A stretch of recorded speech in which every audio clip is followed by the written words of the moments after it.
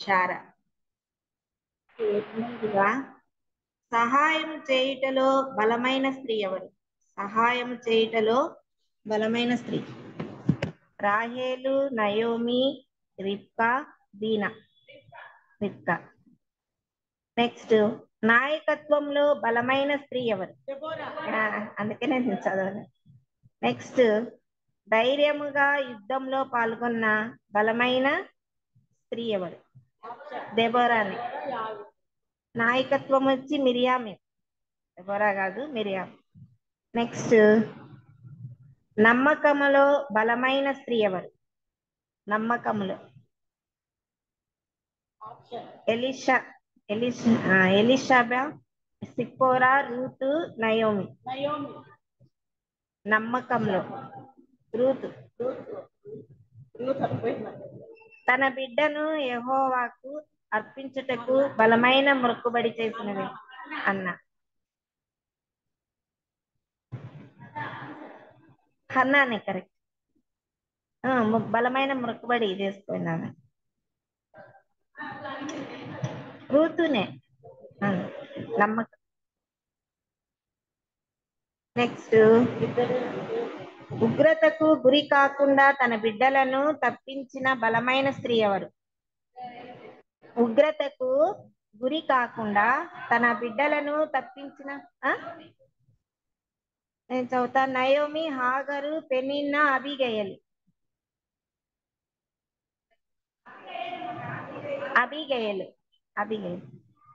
Next, తన జనమును రక్షించుకొనిన బలమైన స్త్రీ ఎవరు? ఎస్తేర్. నిందలు భరించిన స్త్రీ ఎవరు? మరియా. జీవితమును దేవునికి సమర్పణగా చేసిన స్త్రీ ఎవరు? అన్న. లూకా సువార్త 2వ అధ్యాయం 36వ వచనంలో. పశ్చాత్తాపడిన స్త్రీ ఎవరు? పశ్చాత్తాపడిన స్త్రీ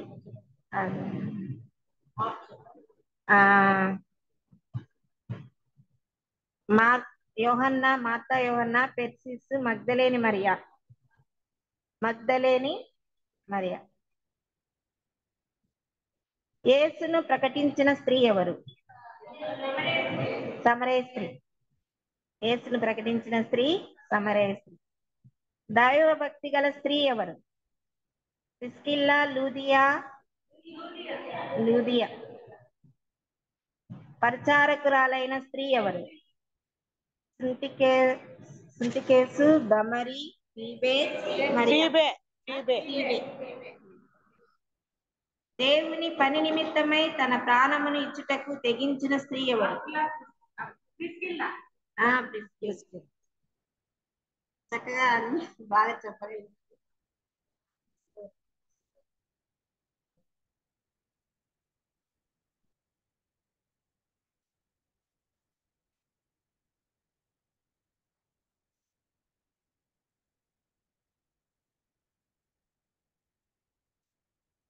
రెండవ రాజుల గ్రంథము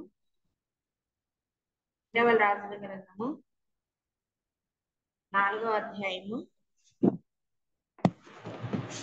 రెండవ రాజుల గ్రంథము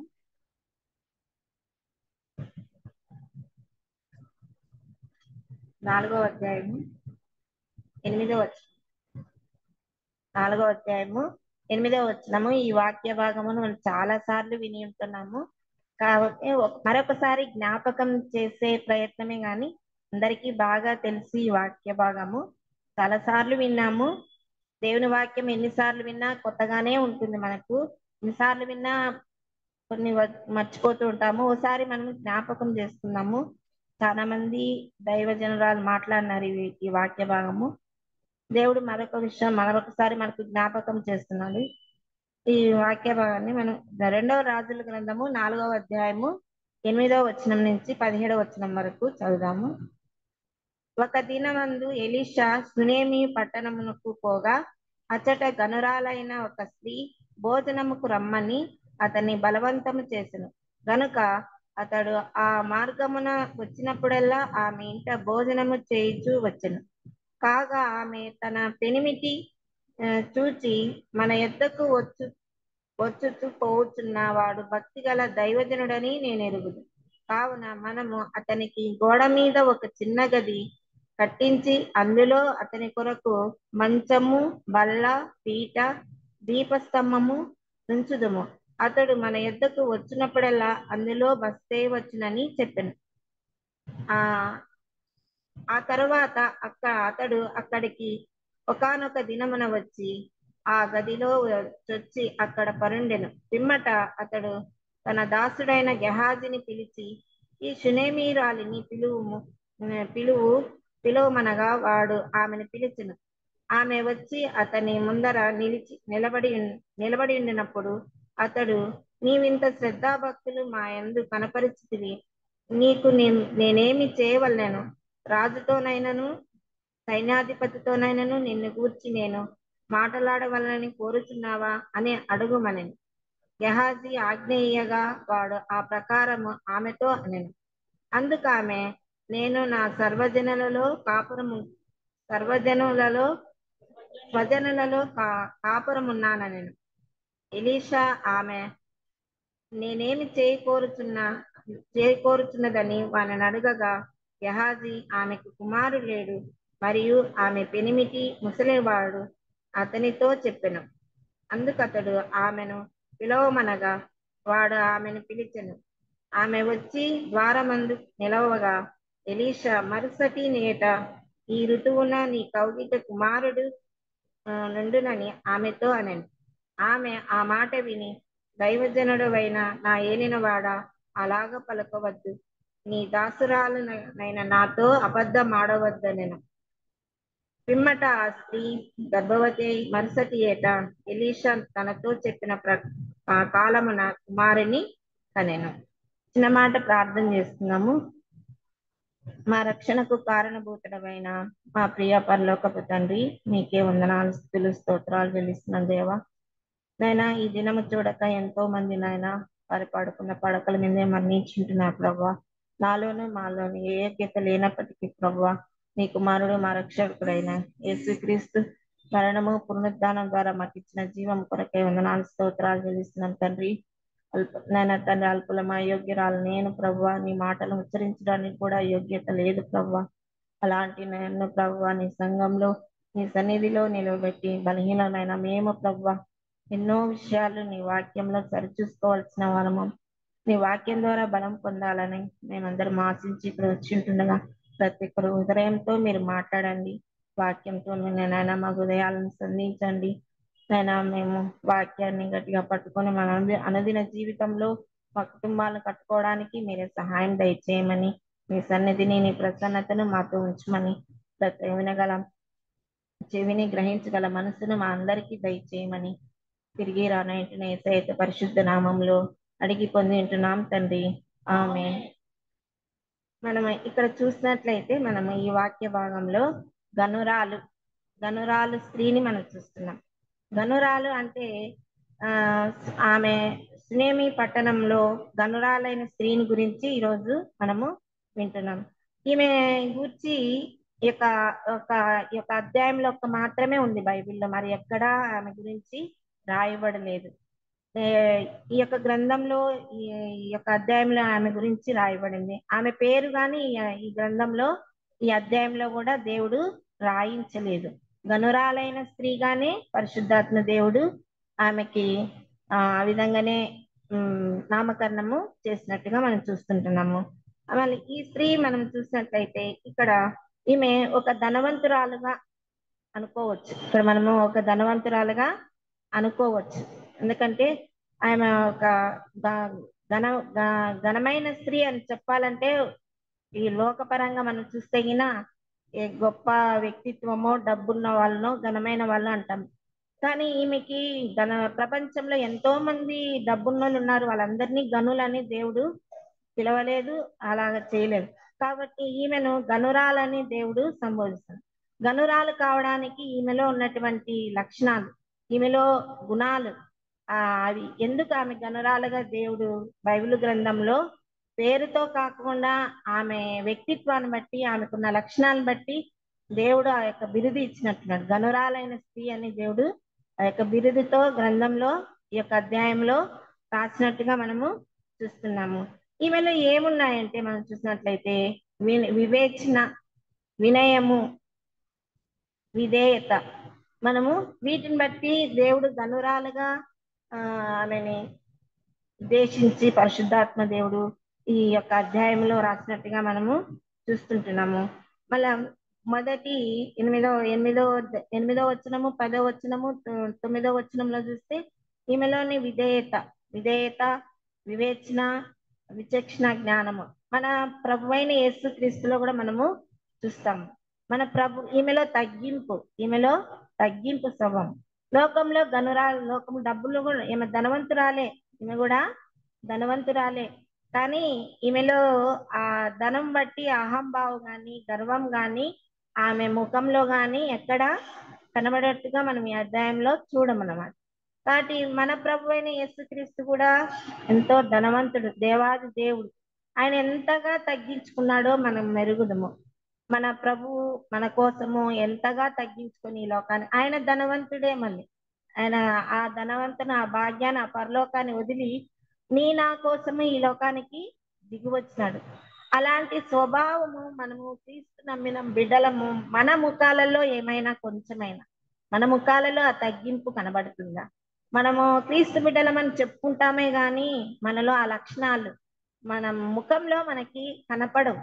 మన ముఖంలో అవి తగ్గింపు ఏ కోశాన కూడా ఆ లోకంలో పోతే మనము మన గురించి చెప్పకపోయినా కూడా మనం చూస్తేనే వీళ్ళు క్రీస్తు నమ్మిన బిడ్డలు ఇలా ఉంటారనేది సాక్ష్యము నోటి మాటలతో చెప్పకపోయినా మన ప్రవర్తనలో, మన మాటల్లో, మన చూపుల్లో ప్రతి క్రియలు వాళ్ళు అబ్జర్వ్ చేస్తారు. ఎందుకంటే మేము బయటికి వెళ్తా ఉంటాం కదా ప్రతిరోజు. ఎలా మన తగ్గింపు స్వభావం చూస్తారు. వాళ్ళ లోకంతో పోల్చుకుంటే మనం భయం వేస్తుంది. వాళ్ళు చేసేటివి కానీ, వాళ్ళ అలంకారం కానీ అవన్నీ పోల్చుకుంటే గిన మనం వాళ్ళకి ఎలా కనపడతామంటే మనం చాలా ఏమీ తక్కువగా కనపడతాం అన్నమాట. అలా వాళ్ళు చెప్పిన అంటే మన క్రియలు మెయిన్. మనం నేర్చుకున్నది మన వాక్య భాగంలో ఏదైతే నేర్చుకున్నామో మన నిత్య జీవితంలో మనం చూపించకపోతే అదే మనం ఎంత నేర్చుకున్నా నామకార్థంగానే ఉంటుంది. మన సంఘంలో కాదు, బయట మన జీవితం ఎలా ఉంది అని చెప్పుకోండి. ఈ గనురాలైన స్త్రీ మనము వినయం ఉంది, విధేయత ఉంది, వివేచన, జ్ఞానం ఉందని మనము చూసుకుంటున్నాము. ఫస్ట్ మనం ఈ గనురాలైన స్త్రీ జీవితం నుండి మనం నేర్చుకోవాల్సిన అంశాలు ఏమిటంటే, మొట్టమొదటిగా ఆమె ఆలోచనలో ఆమె ఎంతో భక్తి కలిగిన స్త్రీ. చేసే ఆలోచన ఎటువంటిదో మనము ఈ వాక్య భాగంలో చూస్తాము. రాజుల గ్రంథం 4వ అధ్యాయం 9-10 వచనాలు చూస్తామా? 9వ వచనం. మన యొద్దకు వచ్చుచూ పోవచ్చున్న వాడు భక్తి గల దైవజనుడని నేను ఎరుగుదును. కావున మనం అతనికి గోడ మీద ఒక చిన్న గది కట్టించి అందులో అతని కొరకు మంచము, బల్ల, పీట, దీపం స్తంభము నుంచుదమని అతడు మన యొద్దకు వచ్చినప్పుడల్లా అందులో బస చేయవచ్చునని చెప్పాను. ఆమె చూడండి ఎంత మంచి ఆలోచన కనేసి. అతడు వస్తూ పోతూ ఉన్నాడు కానీ అతనికి ఉండడానికి గది కట్టించాలంటుంది. నిజంగంటే నిజంగా భర్త దగ్గర కూడా ఆమె నమ్మకాన్ని సంపాదించి, ఒక పురుషునికి ఇంట్లో గది ఇస్తానంటే ఎన్నో అనుమానాలు వస్తాయి. నిజంగా కుటుంబాలు విచ్ఛిన్నమవుతున్నాయంటే ఇప్పుడు ప్రజెంట్ ఈ చిన్న అనుమానాలు, తినడానికి తక్కువ ఉండదు, బట్టకి తక్కువ ఉండదు, సౌకర్యాలకి తక్కువ ఉండదు. లేనిపోని అనుమానాలతో భర్త దగ్గర కూడా ఆమె ఎంతో నమ్మకమైన స్త్రీ, క్యారెక్టర్ పరంగా కూడా ఎంతో పరిశుద్ధరాలు. నిజంగా చూడండి, మనకి ఈ రోజు పరిశుద్ధ గ్రంథం దేవుడు అన్ని రాయించినా కూడా మనం వాటి ప్రకారం జీవించలేక, ఆ కాలంలో బైబుల్ లేదు, ఏమీ లేదు. దేవుడు మాట్లాడుతూ ఒక దైవజనులు చెప్పిన ప్రకారం నడుచుకునే వాళ్ళే కానీ, మోసే కానీ వాళ్ళందరూ మాట్లాడి ప్రజలకు వచ్చి చెప్పేవాళ్ళే కానీ, ఏలియా, ఎలీషా ఇట్లా ఉండే కానీ వాళ్ళకి ఎవరికి ఇట్లాంటి గ్రంథము లేదు. మనకే దేవుడు ఆ ధన్యత ఇచ్చినాడు. కానీ మనం వాటి ప్రకారం అనుదినం చదువుతూ మన అనుదిన జీవితంలో తీసుకురావాలంటే చాలా కష్టం. కానీ మన ప్రభువు మనకు మార్గదర్శిగా ఉన్నాడు. ఆయన ఈ లోకానికి వచ్చి మనకి మాదిరి చూపించింది. ఆ తర్వాత పౌలు ఉన్నారు. ఆ తర్వాత ఇంకెవరు లేరనమాట. కానీ ఈమె ఆలోచనలో కూడా చాలా భక్తిపరంగా ఉన్నట్టుగా మనము చూస్తున్నాం. దైవికమైన ఈమె ఆధ్యాత్మికమైన దైవికమైన విలువలు కలిగిన స్త్రీ అన్నమాట. అంతేకాదు దైవజనునికి ఆతిథ్యం ఇవ్వాలన్నది ఆమె ఆలోచన. దైవజనునికి తన ఇంట్లో ఆతిథ్యమైన దైవజనులకు మన ఇంటికి పిలిచి మంచి నీళ్ళు ఇచ్చినా కూడా వాటి ఫలితం దేవుడు ఇస్తాడు కదా. వాళ్ళు అడుగు పెడితే చాలు అనుకుంటాం. దైవజనులు ఎవరైనా వాళ్ళ బట్టలు ఉతికినా కూడా అదృష్టంగా ఒకసారి కేజీ ఆంటీ వాళ్ళు మా మంగళగిరి పిలిచి మా అక్కలు ఇంటి పోతుంది. అక్కడుండే పౌల్ అంకుల్ వాళ్ళు సేవకులే, వాళ్ళ ఇంట్లో బస్ చేసినారు ఆంటీ వాళ్ళు. ఆ పౌల్ అంకుల్ వాళ్ళ భార్య ఏం చేస్తుంది, ఆంటీ స్నానం చేస్తేనే బట్టలు ఎత్తకపోయి ఉతికేస్తాను ఆమె. నేను ఉత్తలే ఆంటీ, మా ఆంటీ కదా అంటే, అయ్యో నాకు ఆమె సేవ చేస్తే నాకు ధన్యత నిజంగా అంటే నేను అనుకున్నాను. అంటే దైవజనులకు చేస్తే దైవజనుడు అంటే దేవుడి తర్వాత ప్రవక్తలు అన్నమాట. దేవుని తర్వాత వాళ్ళే మనకు వారధులు అనమాట. అలాంటి దైవజనునికి ఆమె ఆతిథ్యం ఇవ్వాలనే ఆలోచన కలిగి ఉండడము ఎంతో గొప్పదన్నమాట. దైవజనుడు అంటే మనిషికి లేదా ప్రవక్త అని కూడా పిలుస్తాం. ఒక మనిషిని దైవజనుడు అంటే ప్రవక్త అని, ఆ కాలంలో ప్రవక్తలు, ఈ కాలంలో బోధకులు, కాపర్లు కదా. మన ప్రభువు కూడా ఆమె కాదు, మన ప్రభువు కూడా మన పట్ల ఆలోచన కలిగి ఉన్నాడు. మన ప్రభువు కూడా మన పట్ల ఆయన కూడా ఆలోచనకర్త. అదే యెషయా గ్రంథము 9వ అధ్యాయము 6వ వచనంలో చూద్దాము. యెషయా గ్రంథము 9వ అధ్యాయము 6వ వచనంలో చూస్తే 9వ అధ్యాయము 6వ వచనం.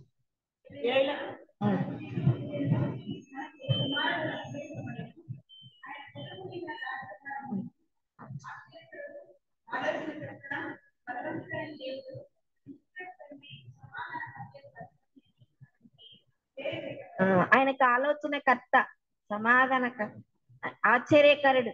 ఆయనకు పేరే ఆలోచనకర్త. ఆయన ఆలోచన మనం నశించి నరకానికి వెళ్ళట ఆయనకి ఇష్టం లేదు. ఏ ఒక్కరు నశించట ఆయనకు ఇష్టం లేదు. ఆయన ఆలోచన కానీ తన కుమారుని ఈ లోకానికి మన కొరకు పంపించినాడు. మన కొరకు తన కుమారుణ్ణి త్యాగం చేసినాడు మన దేవుడు. కాబట్టి ఆయన కూడా ఆలోచనకర్త. అలాగని 28వ అధ్యాయము, అదే యెషయా గ్రంథం 28వ అధ్యాయము 29వ వచనంలో చూస్తే 28, 29 జనులు సైన్యములకు అధిపతి యెహోవా చేత దాన్ని నేర్చుకుందురు. ఆశ్చర్యకరమైన ఆలోచన శక్తియు అధిక బుద్ధియు అనుగ్రహించువాడు ఆయనే. కాబట్టి ఆయన ఆలోచనలు అతి గంభీరమైనవి. అతని ఆలోచనలు ఏంటి? ప్రభు ఆలోచనలు అతి గంభీరమైనవిగా చూస్తున్నాము. అలాగనే తన ఆలోచనలను దేవునికి అప్పగించుకున్న వ్యక్తి ఎవరంటే దావీదు కీర్తన 92వ కీర్తన 5వ వచనంలో చూస్తే, దావీదు కీర్తన 92వ కీర్తన 5వ వచనం. నీ కార్యములు ఎంత దొడ్డవి, నీ ఆలోచనలు అతి గంభీరములు. పశుప్రాయులు వాటిని గ్రహింపరు. పశుప్రాయులు వాటిని గ్రహింపరు, అవివేకులు వివేచింపరు. అవి గంభీరమైనవన్నమాట. అలాగని ఇర్మియా గ్రంథము 32వ అధ్యాయము 19వ వచనం చూస్తే, ఆలోచన విషయంలో నీకు నీవే గొప్పవాడువు. ఆలోచన విషయంలో నీకు నీవే గొప్పవాడువు. ఆలోచనలో మంచివి ఉంటాయి, చెడ్డవి ఉంటాయి. మంచివి ఉంటాయి, చెడ్డవి ఉంటాయి. చెడ్డ ఆలోచన చూస్తే మన జీవితం ఎలా అయిపోతుంది? పతనానికి దారితీస్తుంది. మంచి ఆలోచనలు చేస్తే మన జీవితము ఎంతో మాధుర్యంగా ఉంటుంది. మళ్ళీ అలాగా మంచి ఆలోచన ఇచ్చి మన బైబిల్లో చూసుకున్నట్లయితే, ఇత్రో మోషే వాళ్ళ మామ మోషేకి ఒక మంచి ఆలోచన ఇస్తాడు. మోషే న్యాయం తీరుస్తా ఉంటాడు. అందరిని పిలిచి పొద్దున్న నుంచి సాయంత్రం వరకు అందరూ నిలబడుకొని ఉంటే తను మాత్రము కూర్చొని ఉంటాడు. అప్పుడు ఇత్రో అదంతా చూసి, ఇది ఇట్లా కాదు, 1000 మందికి ఒకరు, 100 మందికి ఒకరు, 50 మందికి ఒకరు, 10 మందికి ఒకరిని ఇట్లా న్యాయాధిపతులను పెట్టు అని ఒక మంచి ఆలోచన. మోషే ఆ ఆలోచన స్వీకరించి ఆ విధంగా చేస్తాడనమాట.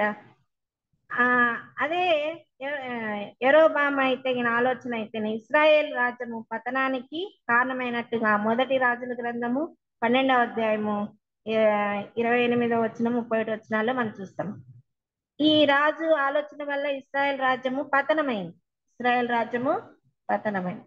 మన కుటుంబంలో కూడా మనం తీసుకున్న నిర్ణయాలు, అందుకే ప్రతిదీ దేవుని మీద మనం ఆధారపడి మనం తీసుకున్నట్లయితే దేవుడు మనకు మేలే చేస్తాడు. కానీ అన్ని ఆపదలు, అన్ని శ్రమల్లో నుంచి శ్రమ వచ్చినా, బాధ వచ్చినా, సంతోషం వచ్చినా, ఏది వచ్చినా ప్రభువుకి మొదటగా ఆయన గణపరచాల, ఆయన్ని స్తుతించాల. ఆయనకి మనమే కాదు, మనం చేస్తే మన పిల్లలు కూడా ఆటోమేటిక్ గా ఆ ప్రకారంగా నడుచుకుంటారనమాట. మన మన ఇంట్లో అది ఎప్పుడూ కనబడుతూ ఉండాల. మా ఇంట్లో మా ఆయన ఎవరు ఏ తప్పు చేసినా ఆయన గద్దిస్తాడు. ఇది కాదు, వాక్యంతోనే మా ఇంట్లో వాక్యమే, నాకైనా మా పిల్లలకైనా వాక్యమే. ఇది ఇట్లుంది, ఇది ఇట్లుంది, చేయవచ్చునా అంతే, మా పిల్లలు కానీ అట్లా. కాబట్టి వాక్యం అనే మనకి దేవుడే వాక్యం, వాక్యమే దేవుడై ఉన్నాడు. కాబట్టి ఈ వాక్యం మనం ముందర పెట్టుకున్నట్లయితే మంచి ఆలోచనలు కలిగి మనము జీవించడానికి బైబిల్ ఎంతగానో ఉపయోగపడుతుంది. అలాగనే భక్తి గల దైవజనుడని ఎరిగింది ఆయన. ఏమంటున్నాడా? భక్తి గల మామూలు దైవజనుడు కాదు ఆయన. ఎలాంటి దైవజనుడు అని చెప్తుంది? భక్తి గల. మనం ఎవరిని ఎరుగుదము? మనం ఎవరిని ఎరిగి ఈ సన్నిధికి వచ్చినాము? మన ప్రభు అయిన యేసుక్రీస్తు. మన ప్రభు అయిన, లోకంలో ఎంతో మంది ఉన్నారు, వాళ్ళందరూ నిజమైన వాళ్ళు కాదు అని. మనకు నిజమైన దేవుడు ఎవరంటే మన యేసు ప్రభువే. ఆయనే నిజమైన దేవుడు. రుచి చూచి ఎరిగినాం మనము. ఊరికే ఎవరో మాటలు చెప్తే మనము ఇక్కడ వచ్చి చేరిన వాళ్ళము కాదు. రుచి చూచి ఎరిగి, దేవుడే చెప్పినాను రుచి చూచి ఎరగండి అన్నాడు. గుడ్డిగా ఎవరు నమ్మద్దు. కాబట్టి మన దైవజనుడు, మన మన ప్రభువు మనము ఎరిగి ఉన్నాము. ఎలీషా మన ప్రభు అయిన యేసుక్రీస్తుకు సాదృశ్యంగా మనము చూస్తున్నాము. మనము ఎరిగి ఉన్న దేవుడు, మన ప్రభు ఎలాంటి వాడు? ఎలాంటి వాడైనా పరిశుద్ధుడు. లేవి కాండము 11వ అధ్యాయం 44వ వచనంలో చూస్తే, లేవి కాండము 11వ అధ్యాయం 44వ వచనంలో చూస్తే ఆయన పరిశుద్ధుడు అన్నాడు.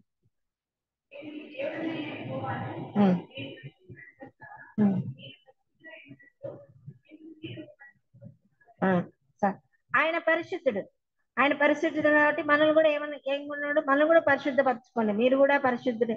నిజంగా అలా ఉంటేనే మన పరలోక రాజ్యంలో చేరతాం. ఆయన నిజంగా అంటే ప్రతిదీ, ఇది బైబిల్ చూస్తే ఇది రాయాలా, ఇది రాయకూడదు, ప్రతి ఒక్కటి దృష్టాంతాలుగా మనకు రాయబడినాయి. నిజంగా అంటే జరగబోయేది కూడా రాయించాడు దేవుడు. జరగబోయేది కూడా దేవుడు రాయించాడు. యేసు పుట్టాడని పాత నిబంధనలో రాయబడింది. ఆయన పుట్టాడు, ఆయన మళ్ళీ తిరిగి రాబోతున్నాడు. మనలో ఏమన్నా దైవ భయము కలిగి మనము సంఘంలో గాని బయట గాని నడుచుకుంటున్నాం, మాటల్లో గాని ప్రతిదీ మనము దేవుని వాక్యం వింటున్నాం, ప్రతిరోజు వింటున్నాం. మన వాక్యం మనం నిజంగానే మన ప్రవర్తనలో కనబడితే అన్యులకు మనం చెప్పాల్సిన పనే లేదు కదా. మన దేవుడు ఎలాంటి వాడంట? పరిశుద్ధుడు. కాబట్టి మనం కూడా పరిశుద్ధంగా ఉండాలని కోరుకుంటున్నాడు. అదే 2వ రాజుల గ్రంథము 5వ అధ్యాయము 15వ వచనంలో చూస్తే, 2వ రాజుల గ్రంథమే అదే గ్రంథము 5వ అధ్యాయము 15వ వచనం. 5వ అధ్యాయం 15వ వచనం. 2వ రాజు.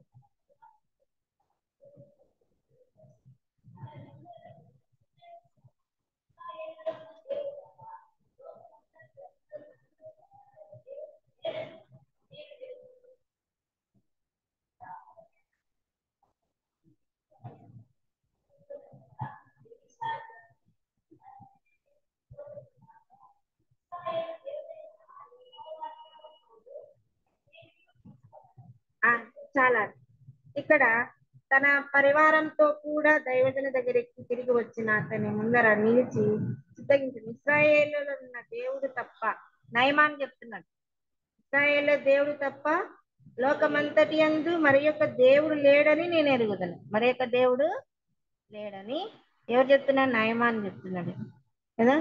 అతనికి కుష్ఠవ్యాధి కలిగినప్పుడు 7 మార్లు మునిగి తర్వాత వచ్చినప్పుడు ఆయన ఆ యొక్క అద్భుతాన్ని చూసినప్పుడు దేవుని, నిజమైన దేవుడి, లోకంలో ఎవరూ లేరని సాక్ష్యం ఇస్తున్నాడు. కాబట్టి మన దేవుడు అలాంటి వాడము. అలాగనే 1 తెస్సలోనిక 4వ అధ్యాయము 3వ వచనము. 1 తెస్సలోనిక 4వ అధ్యాయము 3వ వచనం.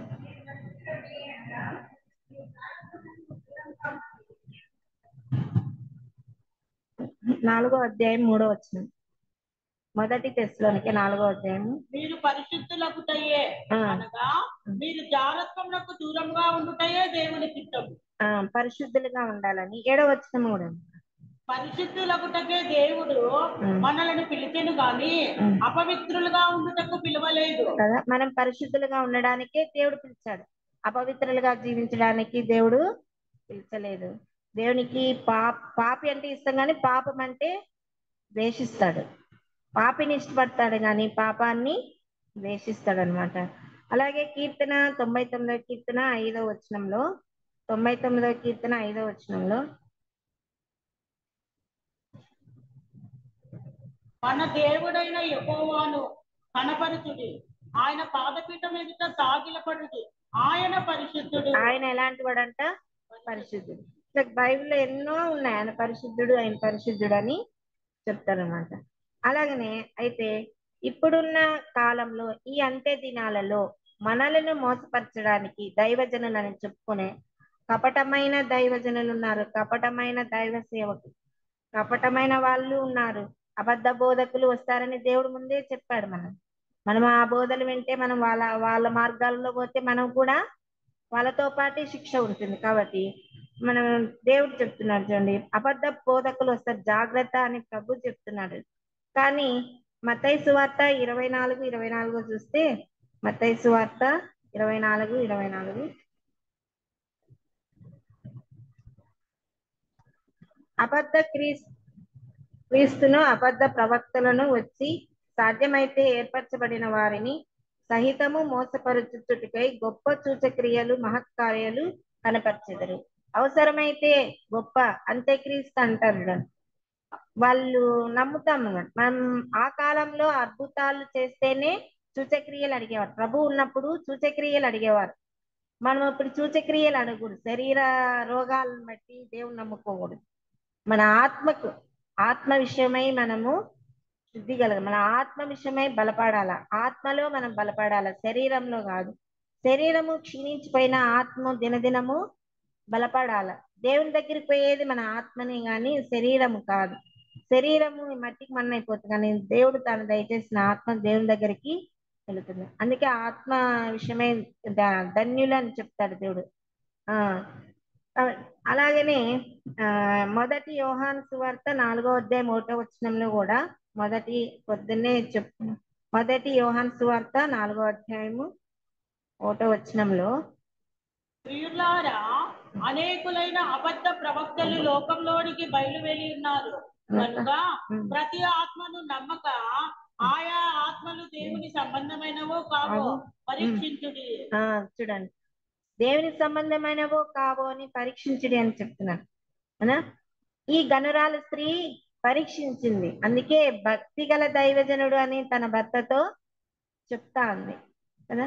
మనం కూడా ఏ బోధలు అంటే ఆ బోధలకు విన్నామంటే మనకు కూడా తిక్కమకబడి.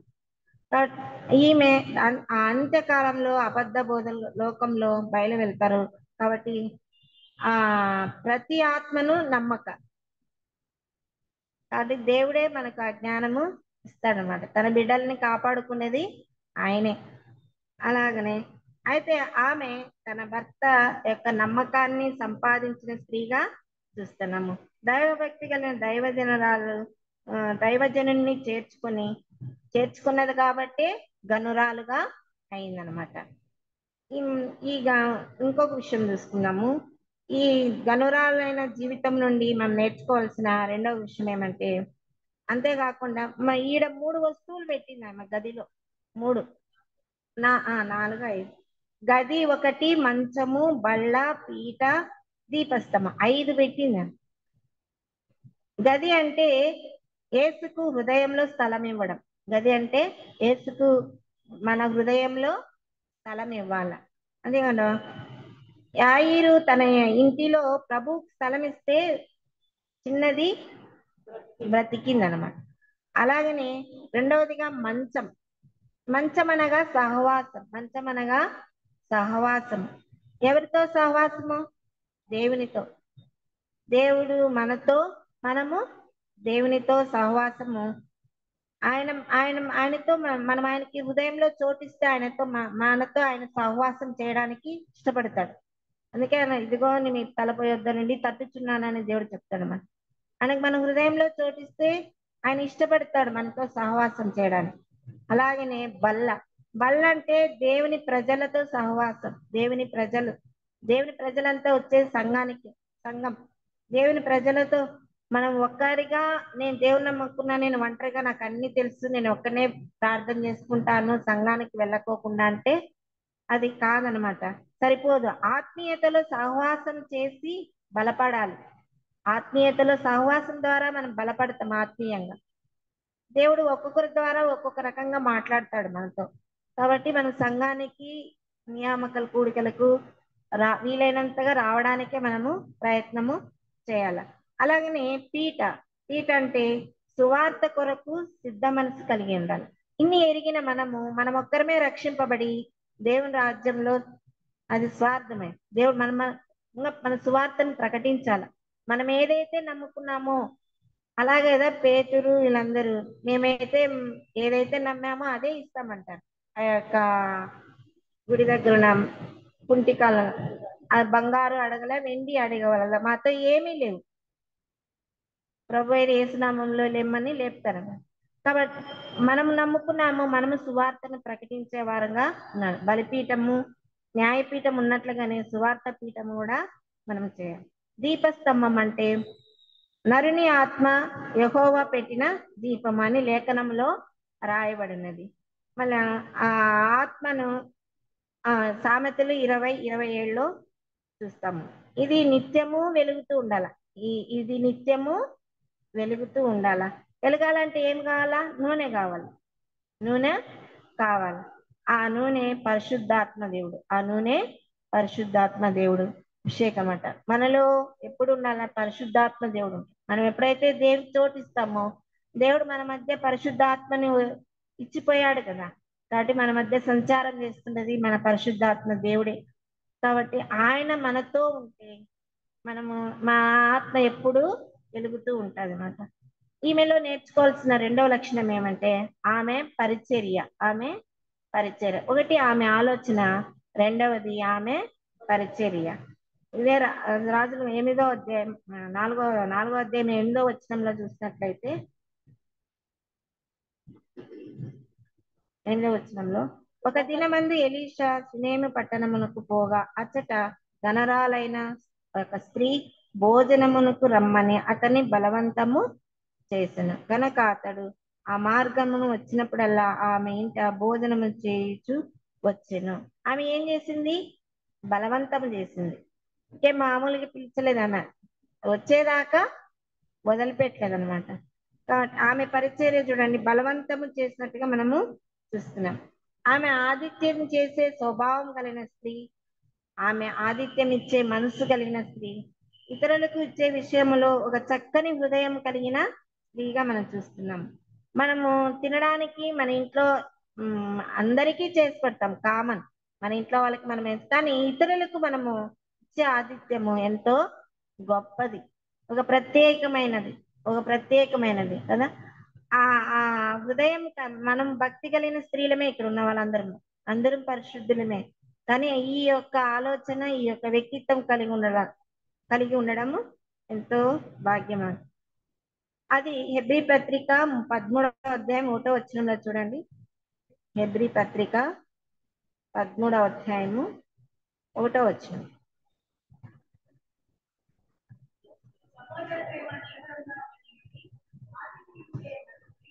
చాలు.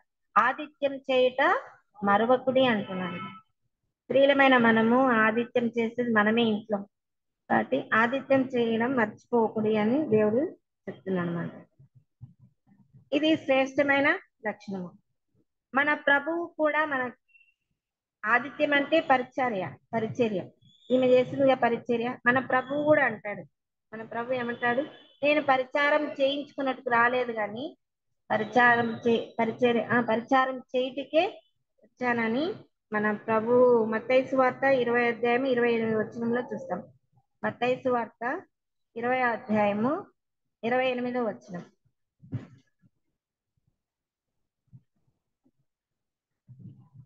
అలాగే మనిషి కుమారుడు పరిచారం చేయించుకున్నట్టుకు రాలేదు గాని పరిచారం చేయుటకు అనేకులకు ప్రతిగా విమోచన క్రయధనముగా తన ప్రాణమునిచ్చుటకు వచ్చినని చెప్పాడు.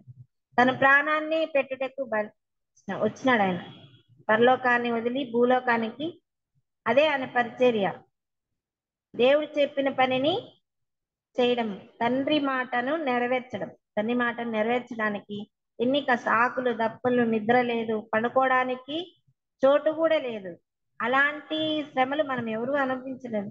కానీ ప్రభు మానవ రూపంలోనే ఒక దేవుడుగా మాత్రము ఆయన ఎక్కడ జీవించాలి. ఒక మనుషుల్లోనే మనుషులుగా కలిసిపోయినాడు. ఆకలిగా ఉన్నాడు, దప్పులుగా ఉన్నాడు, నిద్ర లేదు, పగులంతా ప్రకటన, రాత్రంతా ప్రార్థన. ఆయన మన కోసం ఎలాంటి పరిచయం చేస్తాడు? మనకు విమోచన క్రయముగా తన ప్రాణాన్ని ఇచ్చుటకు వచ్చినని చెప్పాను. అలాగే పరిశుద్ధులకు పరిచర్య చేయుటకు అప్పగించుకున్న ఇంటి వారు ఎవరు చెప్పండి? ఒక ఇల్లు పరిశుద్ధులు పరిచర్య చేయుటకి అప్పగించుకున్నారు. మొదటి కొరింథీ 16వ అధ్యాయము 15వ వచనంలో చూస్తాం. మొదటి కొరింథీ 16వ అధ్యాయము 15వ వచనం. స్టెఫెన్ ఇంటి వారు, ఏ ఇంటి వారు? స్టెఫెన్ ఇంటి వారు అప్పగించుకున్నారంట వాళ్ళు కదా, పరిశుద్ధులకు పరిచర్య చేయుటకు అప్పగించుకున్నారు అనమాట. అలాగే మొదటి తిమోతి పత్రిక 1వ అధ్యాయము 12వ వచనంలో చూస్తే, మొదటి తిమోతి 1వ అధ్యాయము 12వ వచనం.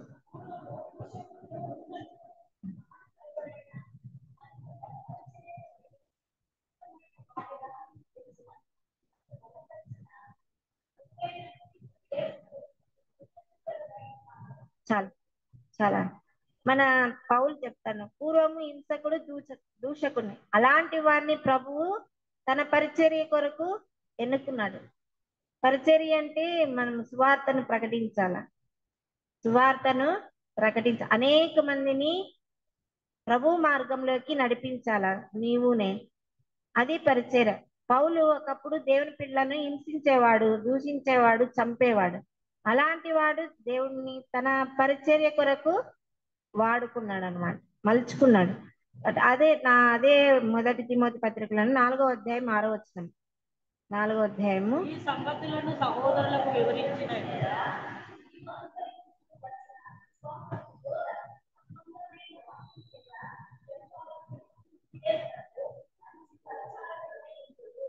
మంచి పరిచారకుడివై సుబోధ సంబంధ వాక్యము చేత పెంపార్చు.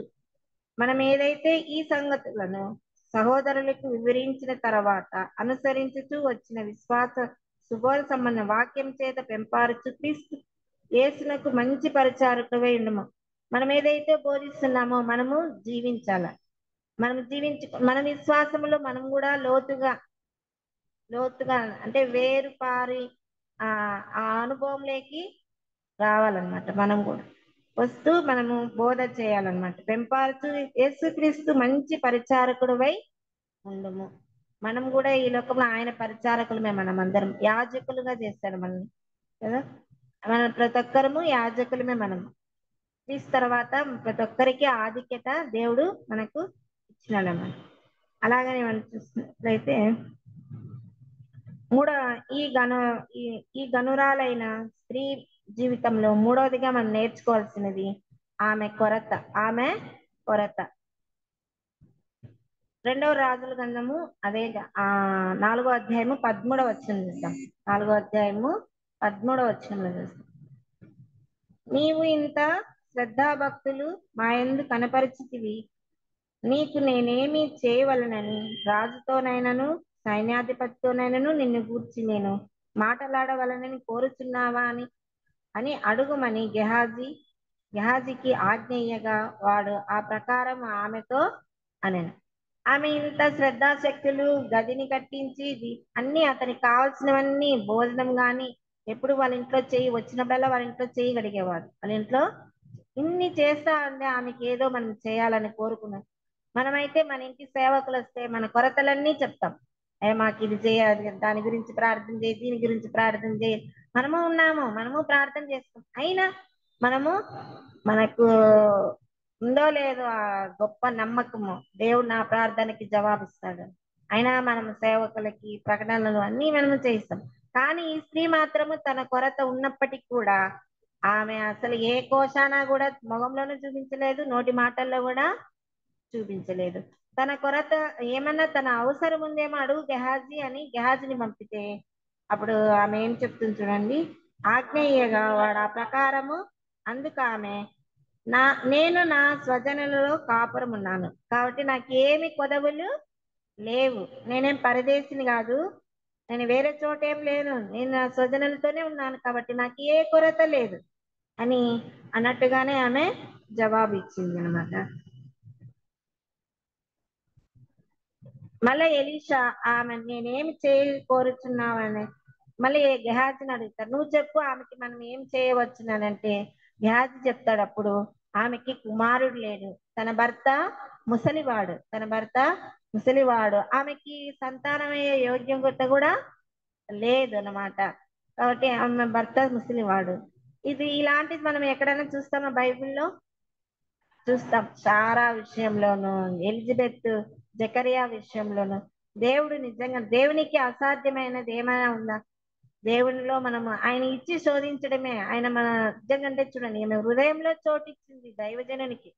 దైవజనికి చోటిస్తే దేవునికి చోటిచ్చినట్లే మనము. వాళ్ళు దేవునికి మారుగా ఉంటారన్నమాట, బోధకులు గాని దైవజనులు అనమాట. ఆమె చోటిచ్చింది కాబట్టి ఆ సంతానాన్ని లేదని చెప్తాడు గెహాజీ. చెప్తే అప్పుడు ఆమె ఏమీ కోరుకోలేదు, ఏదైనా ఆశించిన ఏ కోసాన ఆమె ఆశించలేదు. ఆ ఇంత ఆ గెహాజీ సరే. మత్తయి సువార్తలో 19వ అధ్యాయం 26వ వచనంలో చూస్తాము. మత్తయి సువార్త 19వ అధ్యాయం 26వ వచనంలో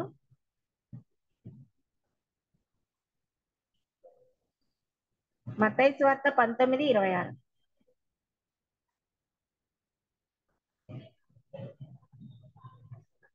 దేవునికి సమస్తము, మనుషులకైతే ఇది అసాధ్యం, దేవునికైతే సమస్తము సాధ్యమే. కాబట్టి ఆమె ముసలివాడైన ఆమె కుమారుణ్ణి పొందుకుంది. అలాగనే మార్కు సువార్త 9వ అధ్యాయం 23వ వచనంలో, మార్కు సువార్త 9:23. 9:23. అందుకు యేసు నమ్ముట నీ వలనైతే నమ్మువానికి సమస్తమును సాధ్యమే. నమ్ముట నీ వలనైతే నమ్మువానికి మనం నమ్మాలంతే. ప్రభువు నాకేదో ఒక రోజు జవాబిస్తారు.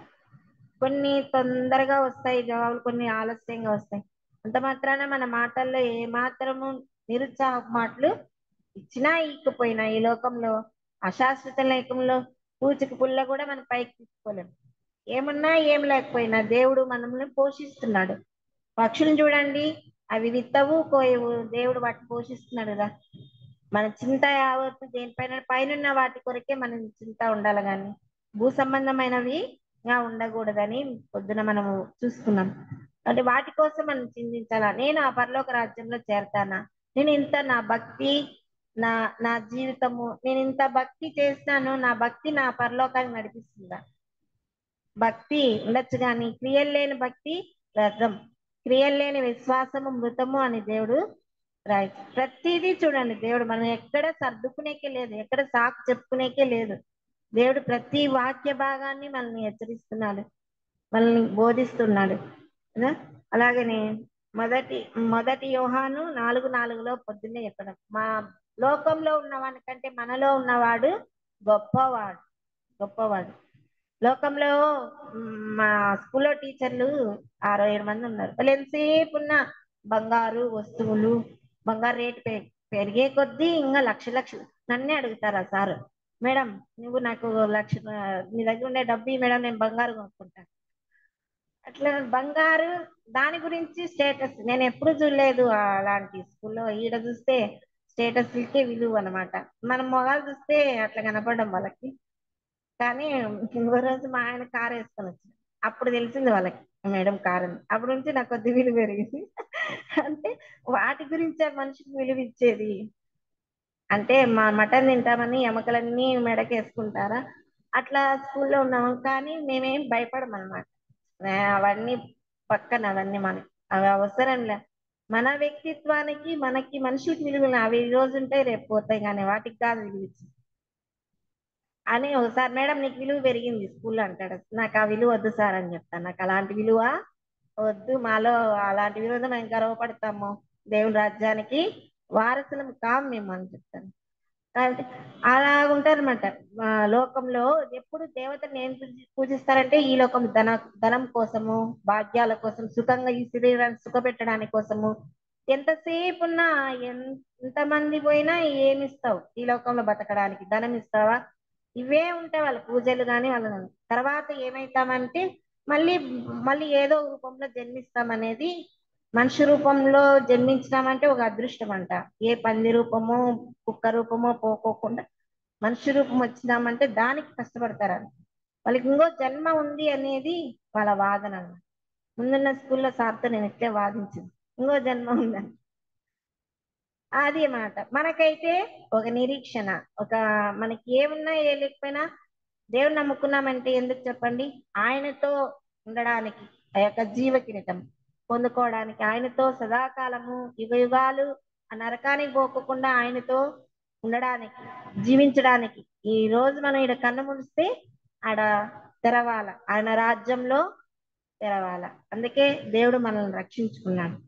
అలాగని మత్తయి సువార్త 6వ అధ్యాయం 8వ వచనంలో చూస్తే, మత్తయి సువార్త 6వ అధ్యాయము 8వ వచనము.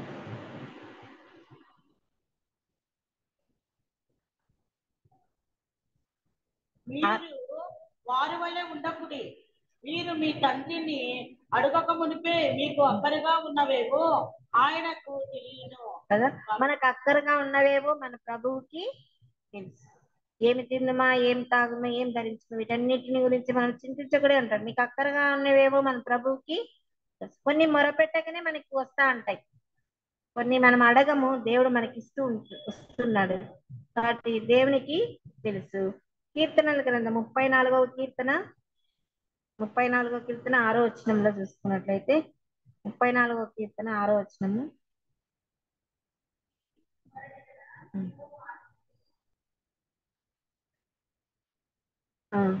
శ్రమలన్నిట్లో కూడా మనకు శ్రమలు వచ్చినా కూడా దేవుడు రక్షిస్తాడు. అంత మాత్రమే కాకుండా 9వ వచనం చూద్దామా, 9, 10 వచనం.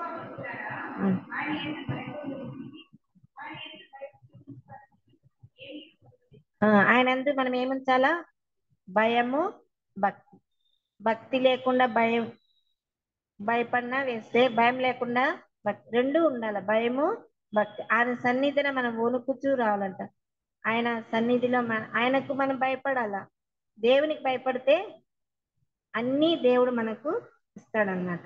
అంత మాత్రమే ఉంటా. 17వ వచనంలో కూడా 17వ వచనం మొరపెట్టగా యెహోవా ఆలకించును, వారి శ్రమలన్నిటిలో నుండి వారిని విడిపించు. శ్రమలన్నింటిలోనూ విడిపిస్తాడు.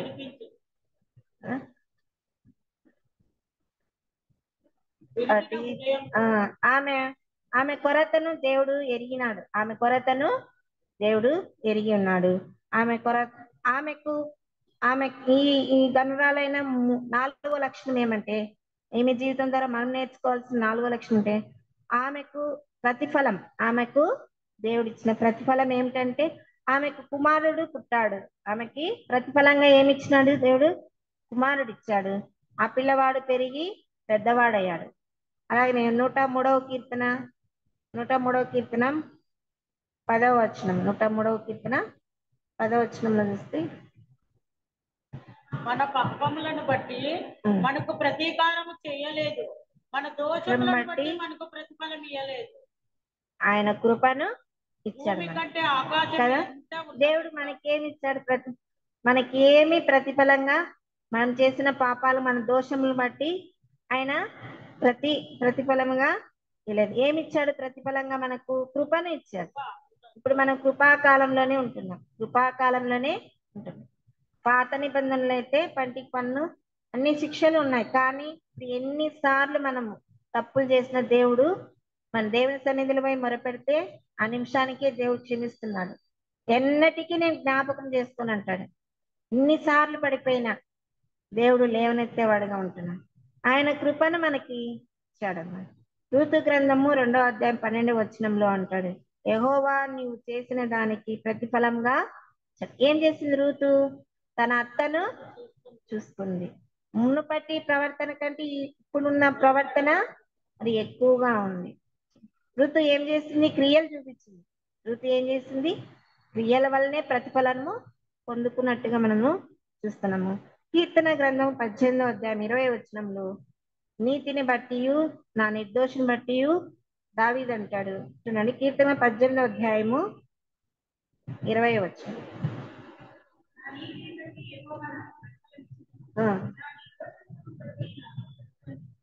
నీతిని బట్టి నిర్దోషిని బట్టి దేవుడు దావీదుకు ప్రతిఫలం ఇచ్చినట్టుగా మనం చూస్తున్నాము. అలాగనే ప్రకటన గ్రంథము 2వ అధ్యాయము 23వ వచనంలో చూద్దాము, ప్రతి వానికి వాని క్రియల చొప్పున ప్రతిఫలం ఇచ్చేదను అంటున్నాడు. ఇది జరగబోయేది, ఇది మన క్రియలను బట్టి దేవుడు మనకు ప్రతిఫలము ఇస్తాడు అని దేవుడు ముందే రాయించాడన్నమాట. ఈ గనురాలైన స్త్రీ ఆమె ప్రతిఫలంగా కుమారుని పొందుకుంది. మనం ఏం పొందుకుంటాము? మన క్రియలు చొప్పున దేవుడు మన దగ్గర ఆయన యొక్క జీవ కిరీటము, ఆయన ఏం దాచిపెట్టినాడు మన ప్రతిఫలంగా, అది ఎవరు కష్టపడుకున్నంత వాళ్ళకి, ఎవరు చేసుకున్నంత వాళ్ళకి. ఈ లోకంలో మనం ఎంత సంపాదించుకున్నా ఒకనొకరు ఇవన్నీ వదిలిపెట్టవలసిన, మనం వేసుకున్న బట్టలు కూడా మన ఎంత రావు, మన శరీరం నాదన్న శరీరం కూడా మనతో రాదు. కాబట్టి వీటిని ప్రేమించుకోకుండా మనం ప్రభు వైపు చూస్తూ మనం నడుచుకున్నట్లయితే ఆ పరలోక రాజ్యంలో దేవుడితో మన అధిక ఫలాన్ని మనము పొందుకుంటాం. అలాగనే ఆమె 5వదిగా ఆమె జీవితంలో మనం నేర్చుకోవాల్సింది ఆమె విశ్వాసము. ఇస్తే అదే 2వ రాజు 4వ అధ్యాయము 18వ వచనం చూద్దామా. 2వ రాజు గ్రంథము 4వ అధ్యాయం. ఎదిగిన తరువాత ఒక్కనాడు పోతపోయే వారి యొద్దనున్న తన తండ్రి దగ్గరికి పోయి అక్కడ ఉండగా వాడు నా తలపోయనే అని తన తండ్రితో చెప్పాడు. అతడు వాణిని ఎత్తుకొని తల్లి యొద్దకు తీసుకొని పొమ్మని పనివారిలో ఒకరికి చెప్పగా వాడు ఆ బాలుని ఎత్తుకొని వాడిని తల్లి యొద్దకు తీసుకొని పోయాను. పిల్లవాడు మధ్యాహ్నం వరకు తల్లి తొడ మీద పండుకొని చనిపోయాను. కదా, ఈ పిల్లవాడు తలపోయిన తన తల్లి దగ్గరికి చేర్చబడిన తర్వాత తన తల్లి ఒడిలోనే చనిపోతాడు కదా. ఆ చనిపోయిన బిడ్డను ఏం చేస్తుంది ఆమె? ఆ యొక్క దైవ సేవకునికి గదిలో ఏర్పడిన ఆ మంచం మీద పడుకోబెట్టి తన భర్తతో పనివారితో నాకు ఒక గాడిదను పంపు, నేను దైవజన్ దగ్గరికి వెళ్తాను అంటాడు. ఆయన ఏమంటాడు? ఈరోజు అమావాస్య కాదే, అది కాదే, ఇది కాదే, ఈరోజు విశ్రాంతి దినం కూడా కాదే, ఎందుకు వెళ్తున్నాను అంటే బాలుడు చనిపోయిన విషయం అతనికి తెలియదు. తన ఒళ్ళో చేర్చబడిన తర్వాత బాలుడు చనిపోతాడు. కాబట్టి ఆమె ఒక గొప్ప విశ్వాసం, దైవజనం దగ్గరికి పోతే నా కుమారుడు బతుకుతాడు అనేది ఆ యొక్క అసంచలమైన విశ్వాసంతో ఆ యొక్క గుర్రం ఎక్కి గాడి గంతలు కట్టి వెళ్తుంది. దూరం నుంచే చూస్తాడు ఎలీషా. ఆమె కుమారుడు గెహాజీతో పోయి అడుగు, నువ్వు భర్త కుమారుడు బాగున్నాడా, క్షేమంగా ఉన్నాడా అడుగుమంటాడు. గెహాజీతో ఏం చెప్తుంది? బాగున్నామనే చెప్తుంది. తీరా దగ్గరకు వచ్చిన తర్వాత దైవజనుని పాదాల మీద పడి అయ్యా నువ్వు ఇచ్చిన కుమారుడు చనిపోయాడు అని బోరున ఏడిచి చెప్తుంది. అప్పుడు ఏం చెప్తాడు? ఈ దండం తీసుకుపోయి గెహాజీ బాలుని మీద ఉంచు 3 సార్లు అనమంటే గెహాజీ అది కూడా పనిచేయి.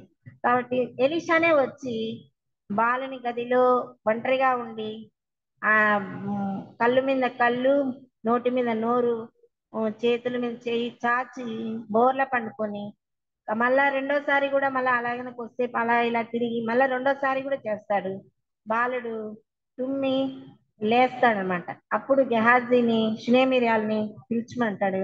పిలిచి ఆమె ఒళ్ళో ఆమె కుమారుణ్ణి పెడుతుందనమాట. ఆమె సాష్టాంగపడి నమస్కారము చేస్తుందన్నమాట. ఆ విధంగా తన విశ్వాసంతో తన కుమారుణ్ణి బ్రతికించుకున్న అంత గొప్ప విశ్వాసం ఆమెది కదా. మన విశ్వాసము మత్తయి సువార్త కాదు, లూకాసు వార్త. ఈ విశ్వాసం మనం లూకాసు వార్తలో చూస్తాం. ఎవరికి చెప్పండి ఈ విశ్వాసము? లూకాసు వార్తలో మనం చూస్తాం. ఇలాంటి విశ్వాసం గొప్ప విశ్వాసం అంటాడు ప్రభు. శతాధిపతి ఇస్రాయేల్లో కూడా చూడండి, నేను ఇలాంటి గొప్ప విశ్వాసం ఎవరిని మాట మాత్రం సెలవి నా సైనికుడు బాగుపడతాడు అనేది గొప్ప విశ్వాసము మనం చూస్తాము. నీతిమంతుడు విశ్వాసం మూలంగానే బ్రతుకుతాడంట. నీతిమంతుడు దేని మూలంగా బ్రతుకుతాడు? విశ్వాసం మూలంగానే బ్రతుకుతాడు అని మనం హబక్కు గ్రంథంలో 2వ అధ్యాయం 4వ వచనంలో చూస్తాము. ఎలాంటి విశ్వాసం ఉండాలా మనకి? స్థిరమైన విశ్వాసం. స్థిరమైన విశ్వాసం. అలాటప్ప విశ్వాసం కాదు, స్థిరమైన విశ్వాసం.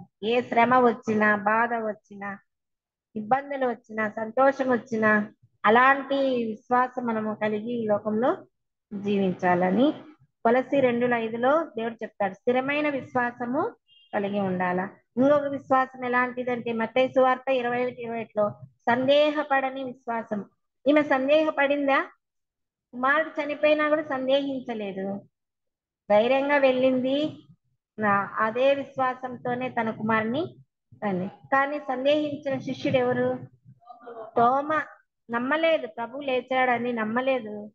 ఆయన గాయాల్లో వేలు పెడితే గాని చూడక నమ్మిన వారు ధన్యులు అని చెప్తాడు ప్రభు. అది ఈ స్థిరమైన విశ్వాసాన్ని సందేహపడని విశ్వాసాన్ని మనము నేర్చుకున్నాం. అదే విధంగా ఈ గనురాలైన జీవితంలో 6వదిగా ఆమె కరువులో కరువు వచ్చింది, కరువులో కూడా కాపాడబడింది. 2వ రాజుల గ్రంథము 8వ అధ్యాయము 1-2 వచనాలు చూసినట్లయితే, ఒకనాడు ఎలీషా తాను బ్రతికించిన బిడ్డకు తల్లి అయిన ఆమెను పిలిచి, యెహోవా క్షామకాలంలో రప్పింపబోతున్నాడు, 7 సంవత్సరములు దేశంలో క్షామం కలుగునని చెప్పి నీవు లేచి నీవును నీ ఇంటి వారును ఎతడు నుండి అనుకూలము అతడికి పోవుడనగా, ఆ స్త్రీ లేచి దైవజనుని మాట చొప్పున చేసి తన ఇంటి వారిని తోడుకొని ఫిలిస్తీన్ల దేశంలో పోయి 7 సంవత్సరములు అక్కడ వాసం కదా. కరువు అంటే క్షామం. మళ్ళీ ఎలీషా వచ్చి, అమ్మ ఇక్కడ కరువు వస్తుంది, నువ్వు వెళ్ళు, నీకు ఎక్కడ బాగుంది అక్కడ అంటే. ఆమె ఫిలిప్తి దేశానికి 7 సంవత్సరాలు కరువులో కూడా కాపాడబడింది. దేవుడు చూడు మర్చిపోలేదు. మనమైనా మరుస్తాము కానీ దేవుడు తన బిడ్డలను మర్చేవాడు కాదు. కొన్ని సమయాల్లో మనం మర్చిపోతాము, అన్ని ఏవేవో ప్రయత్నాలు చేస్తాం కానీ ఆమె నిజంగా అంటే కరువులో కూడా కాపాడబడింది. కరువులో కూడా చాలా మంది మన భక్తులు, అబ్రహాము కూడా అంతే ఐగుప్తుకి వెళ్తాడు కరువులో, ఇస్సాకు అంతే ఫిలిప్పీ దేశానికి వెళ్తాడు, మళ్ళా యాకోబు అంతే అప్పుడు యోసేపు కాలంలో 7 సంవత్సరాలు ఐగుప్తుకి వెళ్తారు అక్కడ కదా. అక్కడ కరువులో సోమ్రోన్లో కూడా గొప్ప కరువు వస్తుంది. 2వ రాజుల 6వ అధ్యాయం 25వ వచనంలో మనం చూస్తాము. ఈ గనురాలైన జీవితం ఈ గనురాలైన స్త్రీ కరువులో కూడా కాపాడబడింది. అంత మాత్రమే కాకుండా 7వదిగా ఆమె బహుమానం పొందుకున్న స్త్రీగా కూడా చూస్తాం. ఏం బహుమానం పొందింది? అదే అధ్యాయము 2వ రాజు 8వ అధ్యాయము 3-6 వచనాలు. 3వ వచనం నుంచి 6వ వచనం వరకు. అయితే 8వ అధ్యాయము. అయితే ఆ 7 సంవత్సరములు గతించిన తర్వాత ఆ స్త్రీ ఫిలిస్తీన్ల దేశముల నుండి వచ్చి తన ఇంటిని గుర్చి భూమిని గుర్చి మనవి చేయుటకై రాజునొద్దకు పోయింది. రాజు దైవజనుని పనివాడకు గెహాజీతో మాట్లాడి, ఎలీషా చేసిన గొప్ప కార్యములన్నింటినీ నాకు తెలియజెప్పమని ఆజ్ఞ ఇచ్చి ఉండేది. అతడు ఒక మృతుడికి ప్రాణము తిరిగి రప్పించిన సంగతి వాడు రాజునకు తెలియజెప్పుచుండగా, ఎలీషా బ్రతికించిన బిడ్డ తల్లి తన ఇంటిని కూర్చియు భూమిని కూర్చియు రాజుతో మనవి చేయవచ్చును. అంతటి గెహాజీ, నా ఏలినవాడమైన రాజా, ఆ స్త్రీ ఇదే, మరియు ఎలీషా తిరిగి బ్రతికించిన ఈమె బిడ్డ వీడే అని చెప్పగా, రాజు ఆ స్త్రీని అడిగినప్పుడు ఆమె అతనితో సంగతి తెలియజెప్పాను. కాబట్టి రాజు ఆమె పక్షముగా ఒక అధిపతిని నియమించి ఆమె సొత్తు యావత్తును ఆమె దేశము విడిచిపెట్టినప్పటి నుండి నేటి వరకు భూమి ఫలించిన పంట యావత్తును ఆమెకు మరలా ఇవ్వని సెలవిచ్చెను. ఆమెకి బహుమానము దేవుడు. కరువులో పోయినప్పటికీ కూడా తిరిగి వచ్చినప్పటికీ కూడా ఆమె దేవుడు చూడండి మరి జ్ఞాపకం చేసుకుని ఏవి పోలేదు ఆమె, మరలా అన్ని పొందుకున్నది. మన యోబును కూడా అట్లే చూస్తాం. మనం యోబు అన్ని పోగొట్టుకున్న రెట్టింపు ఆశీర్వాదంతో మనం పొందుకున్నట్లుగా మనం చూస్తాము. అదే మాదిరి ఆది కాండము 10:1 అబ్రహాము కూడా నీ బహుమానం అత్యధికమగును అంటాడు. అబ్రహాం కూడా విశ్వాసం బట్టి అని ప్రభువు చెప్పుట చూస్తాము. అలాగనే హెబ్రీ పత్రిక 11:26 మోషే అంటాడు, దేవుని ప్రజలతో శ్రమ అనుభవించటే గొప్ప భాగ్యంగా బహుమానంగా ఎంచుకుంటాడు. మనం హెబ్రీ పత్రిక 11:26.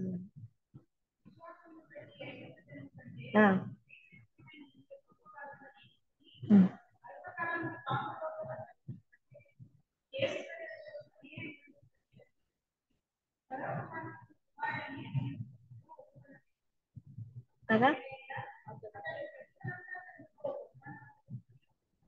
ప్రతిఫలముగా కలుగు బహుమానం మీద దృష్టించి శ్రమ అనుభవించుటకే ఒప్పుకున్నాడు మోషే.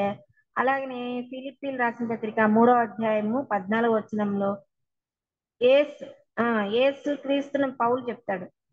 ఫిలిప్పీ పత్రిక 3:3 క్రీస్తు యేసునందు దేవుని ఉన్నతమైన పిలుపునకు కలుగు బహుమానమును పొందవలెనని గురి యొద్దకే పరిగెత్తించిన పొద్దున విన్నాం కదా, అంకుల్ చెప్పాడు ఈ మాట. గురి యొద్దకే మనము ఈ లోకంలో ప్రయాణికులం. మనది పౌరసత్వము పరలోకంలో ఉంది. మనం యాత్రికులము. మన పరుగు ఎక్కడుంది? గురి యొద్దకే. మనం దేవుని సన్నిధిలో చేరాలి. కాబట్టి మా ఉన్నతమైన పిలుపు కొరకు పరిగెత్తున్నానని పౌలు చెప్తున్నాడు. సామెతలు 11:18 నీతిని విత్తువాడు శాశ్వతమైన బహుమానము పొందును. హబక్కు 3:17 అంజూరు చేల్లో చూడండి. హబక్కు గ్రంథము 3:17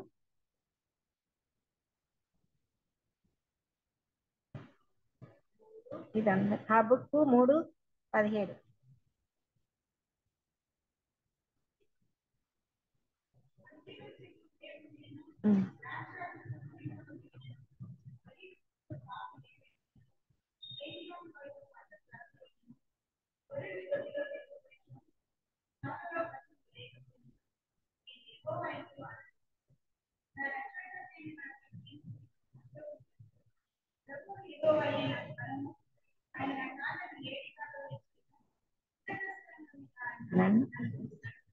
ఏమున్నా ఏం లేకపోయినా ఏ స్థలాలు నడిపిస్తాడంట ప్రభువు? ఉన్నత స్థలం మీద ఆయన నన్ను నడిపించును కదా.